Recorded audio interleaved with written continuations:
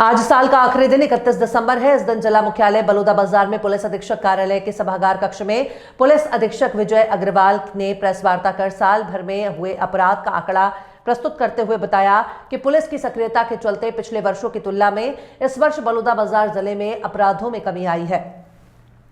इस प्रेस वार्ता में एसपी विजय अग्रवाल के साथ अतिरिक्त पुलिस अधीक्षक हिमसागर सिदार, ट्रैफिक डीएसपी अमृत कुजूर और बलौदा बाजार की एसडीओपी निधि नाग भी मौजूद रहीं। आइए सुनते हैं क्या कहा एसपी विजय अग्रवाल ने।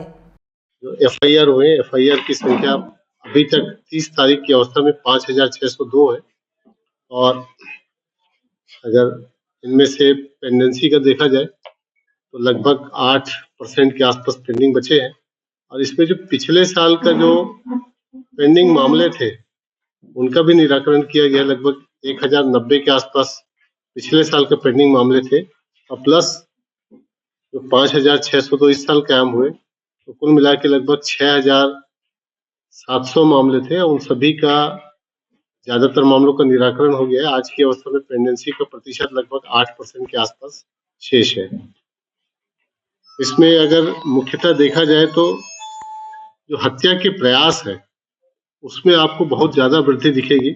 उसके पीछे कारण यह है कि जितनी भी चाकूबाजी की घटनाएं होती है, अब उसमें 307 या हत्या के प्रयास की धारा ही लगा रहे हैं ताकि इस पे कंट्रोल आए और न सिर्फ चाकूबाजी करने वाले बल्कि जो चाकू सप्लाई करने वाले हैं उस पर भी कार्रवाई की जा रही है। उसके लिए जो पोर्टल है, जो ई कॉमर्स कंपनियां हैं जो इनको सप्लाई की है, जैसे लवन का एक मसला था और फिर अभी खपरीडी में एक मामला हुआ था हथबंद क्षेत्र में और कल कसडोल में हुआ है। इन सभी में जहां से इन्होंने चाकू खरीदा है उन बिंदुओं की भी जांच की जा रही है ताकि एंड टू एंड इन्वेस्टिगेशन हो सके। महिला संबंधी अपराधों में कमी आई है। कमी अपहरण के मामलों में भी आया है, दुष्कर्म के मामलों में भी आया है, शील भंग के मामलों में भी आया है और ये कमी प्रोमिनेंट कमी है। मतलब सिर्फ आंकड़ों का वो नहीं है बल्कि ये प्रोमिनेंट कमी है की कार्रवाई है। लघु अधिनियम में चाहे आप आबकारी का देख लीजिए या आप नारकोटिक्स का देख लीजिए, संख्या बढ़ी है। आर्म्स एक्ट एक आध दो कम है, परंतु आर्म्स एक्ट कम इसलिए ज्यादा आपको दिख रहा होगा क्योंकि ज्यादातर आर्म्स एक्ट के साथ हम लोगों ने इस बार आईपीसी की जो संगठित अपराध की धाराएं हैं वो लगाई है, तो वो आईपीसी के सेक्शन में चला जाता है और कोशिश यही की जा रही है कि जो ये छोटे छोटे गैंग थाना क्षेत्रों में बन जाते हैं, गांव में बन जाते हैं, कस्बों में बन जाते हैं, जो आपस में लड़ते हैं, उनके ऊपर प्रभावी कार्रवाई की जा सके ताकि ये आपस में रंजिश निकालने के लिए चाकूबाजी या फिर मारपीट करते हैं उस पर कंट्रोल किया जा सके। लगभग सभी सेक्शंस में वृद्धि हुई है। 107-16 में जरूर कमी आई है बट वो मार्जिनल कमी है और उसको भी पूरा कर लिया जाएगा। अदरवाइज 110, 151 इस सभी में जिस तरह से क्राइम हुए उसके हिसाब से वृद्धि हुई है। एक मर्ग के जो आंकड़े हैं आप देखेंगे, मर्ग में इस साल 1060 मामले दर्ज हुए हैं। मतलब सस्पेक्टेड और अननेचुरल डेथ के 1060 मामले दर्ज हुए हैं। पिछले वर्ष 993 थे, उससे पहले 941 थे। ये इस बात को दिखाता है कि ग्रामीण क्षेत्रों में जागरूकता का स्तर बढ़ा है और लोग रिपोर्ट करने लगे हैं। पहले होता यह था कि गांव में जैसे सांप कट्टी हो गया या कुछ और भी संदेहास्पद मौत है तो वो बॉडी का कफन दफन कर देते थे, परंतु अब रिपोर्ट करने लगे हैं और उस पर कार्रवाई होने लगी है। इन्फोर्समेंट बढ़ा है और उसकी वजह से अंतर भी दिखा है। और जो सबसे ज्यादा जिस पर फोकस किया गया था शराब पी के गाड़ी चलाने पर, उसमें लगभग 940 कार्रवाई आज की डेट में हो चुकी है और कुल अगर यातायात के प्रकरणों को देखें तो लगभग 25,000 मामले हैं जिसमें 1 करोड़ से 70 लाख समन शुल्क की राशि वसूली गई है। और कई सारे मामले ऐसे हैं जिसमें न्यायालय में मामला पेश करना पड़ता है, जैसे नाबालिग को वाहन चलाने का या शराब पी के वाहन चलाने का, तो वहां से फाइन न्यायालय से होता है। नशे की समस्या है और चाहे वो शराब हो, चाहे गांजा हो, चाहे और भी ड्रग्स हो, इस पर कार्रवाई हुई है लेकिन जिस अनुपात में है और भी कार्रवाई की आवश्यकता है। और जो बड़े-बड़े इनके संगठित गिरोह जैसे काम कर रहे हैं, उस पे पुलिस जरूर नकेल कसेगी। दूसरा, जो एक्सीडेंट के प्रकरण है, एक्सीडेंट जिले के लिए बहुत बड़ी चुनौतियां हैं, क्योंकि जिले से एक्सप्रेसवे भी गुजरता है, जिले से नेशनल हाईवे भी गुजरता है, जिले में इंडस्ट्रियल सेक्टर भी बहुत बड़ा है, जिसमें बहुत सारी गाड़ियां चलती है, अलग अलग प्रकार की गाड़ियां चलती है। जिले में स्कूल्स भी ज्यादा है, क्योंकि आबादी का घनत्व तो अच्छा है। तो इन सब चुनौतियों के मद्देनजर ट्रैफिक पे काफी जागरूकता और प्लस इन्फोर्समेंट दोनों पे पुलिस काम करेगी और लोगों तक पहुंचेगी ज्यादा से ज्यादा। एक बड़ी चुनौती है साइबर फ्रॉड का। साइबर फ्रॉड से निपटने के लिए सोशल मीडिया के जरिए अभियान चलाया जा रहा है, पर फिर भी कहीं न कहीं अवेयरनेस की कमी है और उसका फायदा जो धोखेबाज है, धोखाधड़ी करने वाले हैं, वो उठाते हैं। उसको लेके भी खासतौर से 1930 जो टोल फ्री नंबर है, उसको पॉपुलर करने के लिए भी हम लोग अभियान चलाएंगे, ताकि उसका प्रवर्तन अच्छे से हो सके।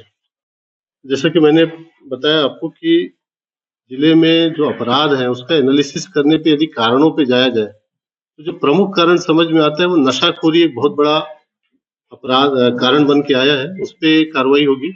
साथ ही जो एक्सीडेंटल डेथ है, उसको लेके भी मुहिम भी चलाएंगे और इन्फोर्समेंट भी करेंगे, ताकि उसमें कमी आ सके। क्योंकि ज्यादातर लोगों को नियमों की जानकारी रहती है, परंतु लापरवाही और इन्फोर्समेंट की कमी की वजह से वो उन साधनों का जो हिदायतें रहती है उनका उपयोग नहीं करते हैं, तो उसको इम्प्रूव करेंगे।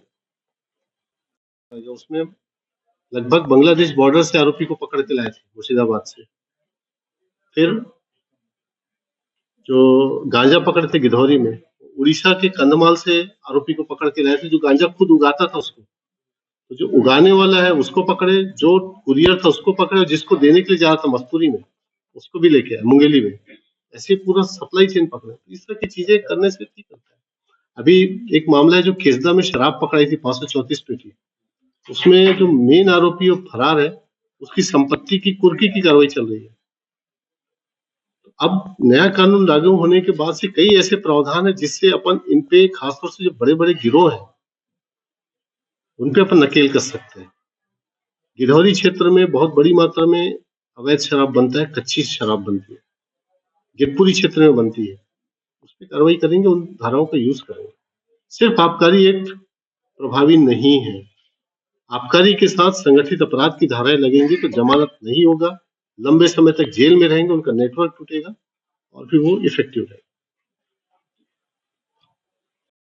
नए वर्ष में पुलिस के लिए सबसे बड़ी चुनौती नशाखोरी रहेगी, और इन नशाखोरी के जो कारक हैं, जो उत्पादन करने वाले हैं, अवैध संग्रह करने वाले, अवैध बिक्री करने वाले, पुलिस इस पे बहुत सख्त कार्रवाई करेगी। उसके लिए अलग से रणनीति भी बनाई जा रही है और पुलिस कार्रवाई करेगी उस पर। साइबर अपराध में लगातार बढ़ोतरी देखने को मिल रहा है, जिसको लेकर के किस तरीके की योजना बनाई जाए? साइबर अपराधों में शुरुआत के जो 1 घंटे होते हैं बड़े महत्वपूर्ण होते हैं। उन 1 घंटों में अगर उसकी रिपोर्टिंग 1930 पोर्टल पे हो जाती है, तो उससे काफी कुछ रोकने में मदद मिलती है। उसको प्रचारित किया जाएगा विशेष रूप से ग्रामीण इलाकों में, क्योंकि जिले में कृषक बहुत है और उनके अकाउंट में पैसा आता है और वो बहुत आसानी से साइबर फ्रॉड के शिकार हो जाते हैं। तो उस पे पुलिस प्रचारित करेगी 1930 को और लोगों तक पहुंचेगी। और शराब का जो मामला है, बलौदाबाजार जिले में अभी अवैध शराब बहुत ज्यादा बिक्री होती है और खासतौर से इसी की वजह से दुर्घटनाएं बहुत ज्यादा होती है। इसको लेकर के किस तरीके के प्लान बनाया जा रहा है? विगत 3 महीनों में इन्फोर्समेंट को अलग अलग रूपों में बढ़ाया गया है, जिसमें अलग अलग जगहों पे चेकिंग बढ़ाई गई है और साथ ही कार्रवाई भी की गई है। परंतु इनका जो मेन कारक है, जो शराब पीने वाली जनता है, उसको जब तक जो इसमें कंज्यूमर ग्रुप है, उसको जब तक हम लोग कम नहीं करेंगे तब तक ये समस्या बनी रहेगी। तो उस पर भी काम करेंगे।